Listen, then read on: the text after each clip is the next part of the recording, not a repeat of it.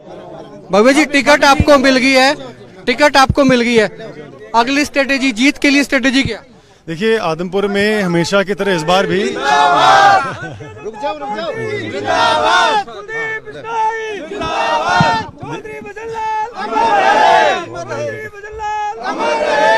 देखिए, स्ट्रैटेजी आपके सामने ही है। लोगों में इतना उत्साह है और जैसे मैं कह रहा था कि आदमपुर में हमेशा आदमपुर की जनता चुनाव लड़ती है। चौधरी भजनलाल महज एक चेहरा पेश करती है। इस बार मेरा सौभाग्य कि मुझे मौका मिला। आज नई तस्वीर नजर आ रही है, आप कुर्ते में तिलक आपने लगाया हुआ है, अलग सी वेशभूषा ना कि कुर्ता पजामा तो रोज का है मेरा, तिलक इसलिए लगा रखा है, मैं वाल्मीकि जयंती का कार्यक्रम था हल्के में तो वो करके आ रहा हूँ। अच्छा, कांग्रेस कहती है और जेपी खासकर पे कहते हैं कि भव्य तो अभी बच्चा है जी।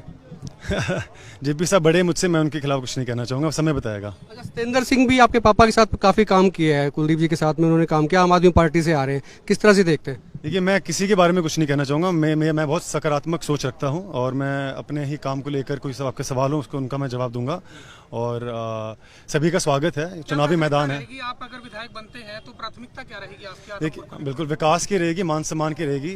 जैसा कि आप जानते हैं कि पिछले 26 साल से आदमपुर विपक्ष में रहा है, तो इस बार इतना उत्साह लोगों में इसलिए देखने को मिल रहा है क्योंकि हम 26 साल के बाद हमें सरकार में हिस्सेदारी पाने को मिल रही है। और पिछले 3 महीने मैं आप सबूत देता हूँ कि 3 महीने पहले हमने भाजपा ज्वाइन की और इन 3 महीनों में 530 करोड़ से अधिक की ग्रांट ऑलरेडी पास हो चुकी है। तो काम ये प्राथमिकता ये रहेगी कि ज़्यादा से ज़्यादा लोगों के काम मैं कर पाऊँ। 2019 लोकसभा चुनाव में आदमपुर की जनता ने आपको हराने का काम किया था यहाँ से, अब की बार किस तरह से आप देखते हैं और क्या अपील रहेगी कि वो जो काम कमी वहाँ रहेगी वो यहाँ पूरी हो जाए? देखिए, लोकसभा का चुनाव एक बहुत ही अलग प्रकार का चुनाव था। मोदी की आंधी थी जिसमें सब बह गए थे, मैं भी उनमें शामिल था। और आपको याद होगा कि कुछ महीनों बाद विधानसभा चुनाव हुआ 2019 में, जिस प्रकार से एक ऐतिहासिक जीत आदमपुर को मिली पिताजी के नेतृत्व में।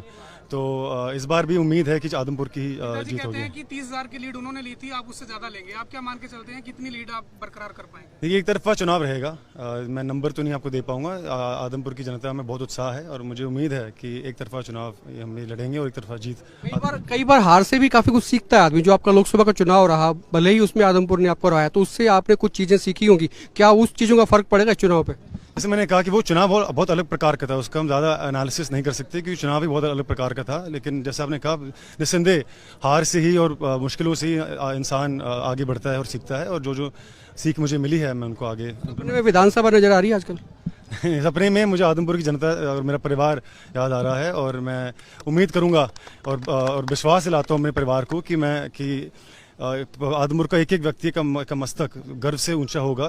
इसलिए मैं हर भरकम प्रयास करूंगा। कहते हैं कि कुलदीप बिश्नोई यहाँ रहते नहीं है और अब तो भव्य तो बिल्कुल नहीं रहते, तो इस चीज को कैसे तोड़ेंगे? नहीं, देखिए, आप इस सवाल के 2 पहलू है। पहला, आपने कहा कि पिताजी बीच में नहीं रहते, इसमें कोई सच्चाई नहीं है। ये सिर्फ विपक्षियों की बौखलाहट है, उनके पास मुद्दे नहीं रहे कोई कहने को। ये सही जाहिर सी बात है कि जब उनको तो कैंसर की समस्या थी तो उनका आना कम रहा, लेकिन फिर भी लोग सुख दुख में रहे। सड़क से लेकर सदन तक आदमपुर की जनता की आवाज़ भी उठाई उन्होंने और विकास कार्य भी किए। दूसरा सवाल आपका रहा मुझको लेकर, मैं पिछले 1 साल से ज़रूर विदेश रहा, लेकिन आप बस करने दो। मैं विदेश इसलिए रहा क्योंकि मैं पढ़ने गया था, और क्या पढ़ने गया था? पब्लिक पॉलिसी और पब्लिक एडमिनिस्ट्रेशन। और कहाँ से पढ़ने गया था? हार्वर्ड यूनिवर्सिटी, जो कि दुनिया की सबसे बेहतरीन यूनिवर्सिटी है। तो मैं आपसे सवाल करता हूं कि जब हम डॉक्टर के पास जाते हैं तो आप सब बढ़िया डॉक्टर के पास जाते हैं कि नाड़ी के पास जाएंगे, या वकील करते हैं तो अच्छे शिक्षित वकील के पास, कोशिश ये रहती है कि अच्छे से अच्छे वकील के पास जाएं। तो जब राजनीति की बात आती है तो हम शिक्षा को इतने बुरी नजर से क्यों देखते हैं? ये तो आदमपुर के लिए और सभी के लिए बहुत ही खुशी और फख्र की बात है कि एक शिक्षित, निस्संदेह जो अनुभव मेरा रहा है शिक्षा का, जीवन का, वैसे मुझे बहुत कुछ सीखना अभी बाकी है। मैं पूर्ण प्रयास करूंगा कि वो उसका लाभ आदमपुर की जनता को मिले। नमस्कार साथियों, हरियाणा में भाजपा जसपा सरकार के 600 दिन पूरे हुए। इन 600 दिनों में इस सरकार ने हरियाणा का सर्वनाश करने में कोई कसर नहीं छोड़ी। इन 600 दिनों को मैं भ्रष्टाचार और भुखमरी का कहूं तो गलत नहीं होगा। इन 600 दिनों को मैं वायदा खिलाफी और झूठे प्रचार का कहूं तो गलत नहीं होगा। इन 600 दिनों को मैं अंधकार और अहंकार का कहूं तो भी गलत नहीं होगा। ऐसे काले दिन हरियाणा ने शायद ही कभी देखे होंगे। हिंदुस्तान के इतिहास में पहली बार ऐसा हुआ होगा कि किसी सरकार के सांसद, विधायक, मंत्री, यहां तक कि मुख्यमंत्री और उप मुख्यमंत्री को भी गांव में घुसने नहीं दिया जा रहा। ये इसी बात को दर्शाता है कि आज जनता के दिलों में इस सरकार के प्रति कितना बड़ा विरोध, कितनी नफरत और कितनी निराशा है। इस भाजपा जजपा सरकार ने समाज की सभी वर्गों को धोखा देने का काम किया है। किसान, मजदूर, कर्मचारी, व्यापारी, महिला, बुजुर्ग, नौजवान, सभी की कमर तोड़ने का काम इस भाजपा जजपा सरकार ने किया है। मरीजों ने दवाई चाही, आपने शराब घोटाला दिया। किसानों ने न्याय चाहा, आपने लाठियां और गोलियां बरसाई। नौजवानों ने रोजगार चाहा, आपने घमंड दिखाया। लोगों ने जवाबदेही से प्रशासन चाहा, आपने कमर दिखाई।